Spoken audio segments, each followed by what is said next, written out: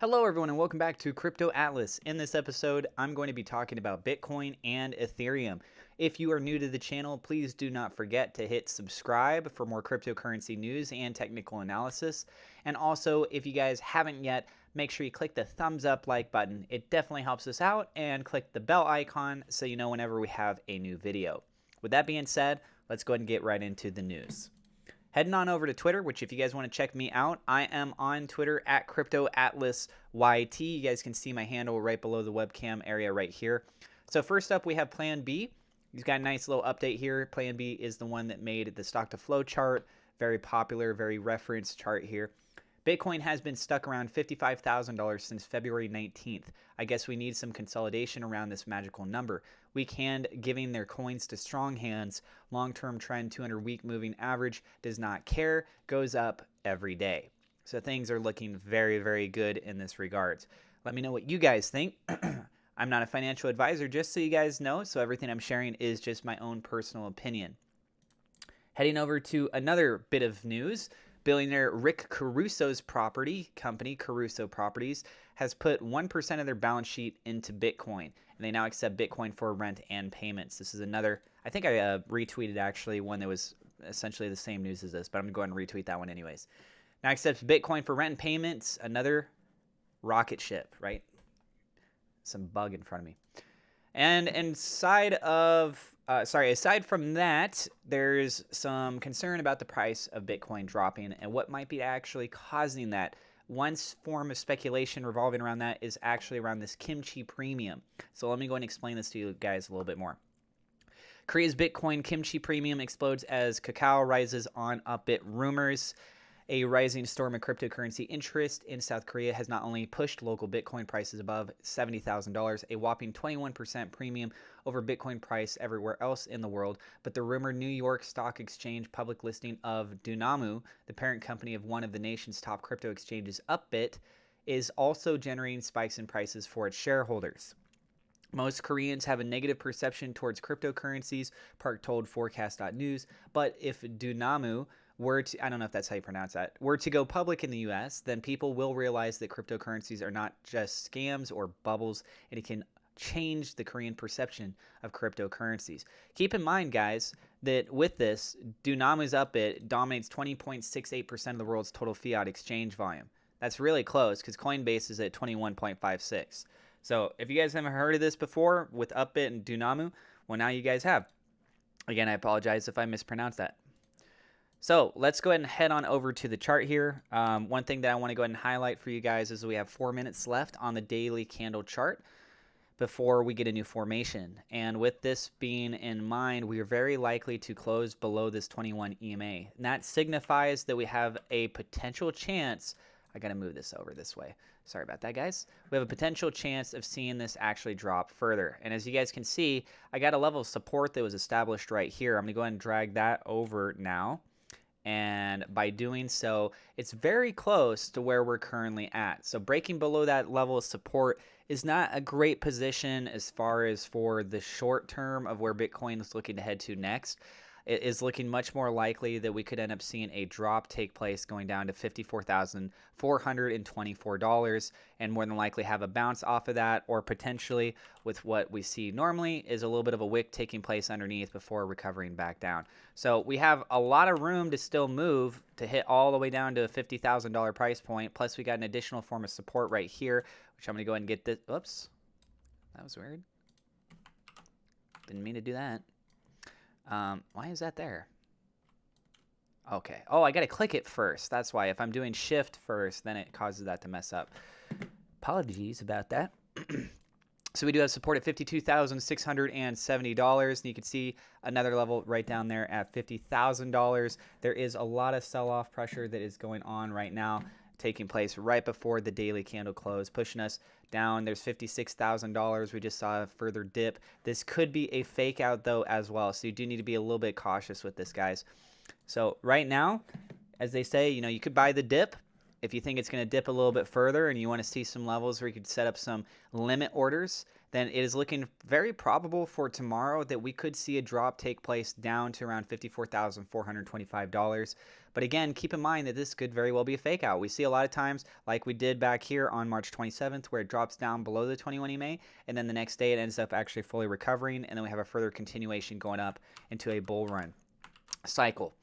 And if we decide that we want to go up, the next major level we're going to have as of tomorrow, we'll see that for sure here in a second, but it's going to be right around $56,735. Above that, it's going to be at $57,600. Next major level up above that is $58,540, and then we'll be taking a look at approximately $59,000 and then pushing up to $60,000. So you get some key levels for sure to keep an eye out here for especially the next day.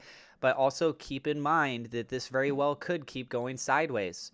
And if we keep going sideways from this point, we're going to be pushing to right around April 21st, where it looks like it's going to need to make a major decisive move as to whether it's going to go up or if it's going to go down. And we got to look at some of the other outside facts. As it is right now, everything looks pretty stale. I mean, we got a little bit of an uptick going on with the volume here. You guys can see a bit of a sell-off taking place over the course of the day. Now we're starting to see some rallies of green going on right here before the daily candle close. So this, again, could very well be a fake out that's going on. And with this large volume that's increasing here, we're starting to see more activity taking place. So yes, that's something that you definitely want to see happen. But some other factors we also want to keep in mind. RSI is in the median zone, so this is plenty of room to grow. We've got a lot of this consolidation that's going on between the space here, which was mentioned earlier from that Plan B statement. Technical radars are suggesting a neutral position as well. They're starting to lean a little bit towards the sell side, and again, it's a little bit concerning with the fact that we're below that 21 EMA. But you also got the news that you got another billionaire that's coming on board. You got all the outflows that are going off the exchanges into private storage wallets. So there's tons of just bare essential facts from a supply side that looks absolutely beautiful, and the incorporation of new outlets in which you could be able to use Bitcoin and to acquire it, such as with a Cash App now changing with the hashtags, or not the hashtags, with your Cash App symbol. Your Cash App tag, that's what I'm trying to say. Sorry, your Cash App tag, you can be able to send Bitcoin or receive Bitcoin using that Cash App tag is great news. The Visa incorporation that's going on with the USDC and all these other things. So you got a lot of stuff from a news outlet perspective that's great. We haven't really been seeing a lot of this activity taking place, though, in the actual volume itself. We do have some major institutional investors that are still accumulating more, like recently with MicroStrategy acquiring $15 million more of Bitcoin. So as it is right now, to me, in my opinion, this is more of a waiting game. And so this is, I'm looking at it more as a short-term type thing. I'm personally still very bullish. If we get a second daily candle closure underneath the 21 EMA, then I think we could end up seeing tomorrow still dip down to around 54,687. We're going to see that 21 EMA starting to pull down a little bit as well. And with it being so close within the same range, it's more likely for it to still go over. So ideally, you need 3 days of positions formed in order to signify a strong trend. And by doing so with where it is right now, I just don't see it as being very probable. So the biggest concern is if we break below that level of support and head towards this $52,000 mark. So you do want to keep an eye out for that. Okay, I'm going to go ahead and hop on over to Ethereum and see what is going on with that very, very briefly. So looking at Ethereum, you guys can see we had a bit of a dip take place yesterday as well. Key levels that we want to look at right now, guys, is going to be on the way down. That's at 1948, below 1948. We do have 1910, coincides with the 21 EMA very well. Below that, it's going to be at 1837, and then a significant drop could pull us down to 1805. On the way up, we do have resistance that's taking place just a little bit right here at 1971, right where we're already currently at. Above that, it's going to be at $2,000 from a psychological standpoint, then $2,000.45, and then trying to push all the way back up to the previous high, which was at about $21.50. Anything above that is going to be price discovery zone, and then we work $100 increments on our way up towards this $2,500 range. And the RSI is looking absolutely beautiful, still in a neutral type position. Technical radars are suggesting a little bit of a buy actually for the Ethereum side. We also saw just a little bit of a kick up in activity here in the volume down there. So really keep an eye on how things are going, guys, especially with this 21 EMA, as I mentioned before. All right, I'm going to go and wrap up the video there. So I do have referral links in the description for a bunch of different things, guys. Coinbase, Gemini, BlockFi, and also for Webull and Robinhood. So if you want to earn some bonus cryptocurrencies for free, there you go. If you want to earn some bonus stocks, there you go. And don't forget to hit subscribe, hit the thumbs up like button, and also click the bell icon so you know whenever we have a new video. I do have a separate video going up today that's a playthrough on Decentraland, which is a cryptocurrency based game. If you guys want to check that out, I got a whole series that's going on that. And I also had a separate video that I uploaded earlier today, which is my top 10 personal picks of what coins that you should have off of Coinbase. It's just my personal opinion. I'm not a financial advisor once again, but if you guys want to check that out, I show you my top 10 picks and why I think those are good picks. Let me know in the comments if you guys are bullish or bearish on Bitcoin right now and why. And thank you guys so much for tuning in. I will see you in the next episode.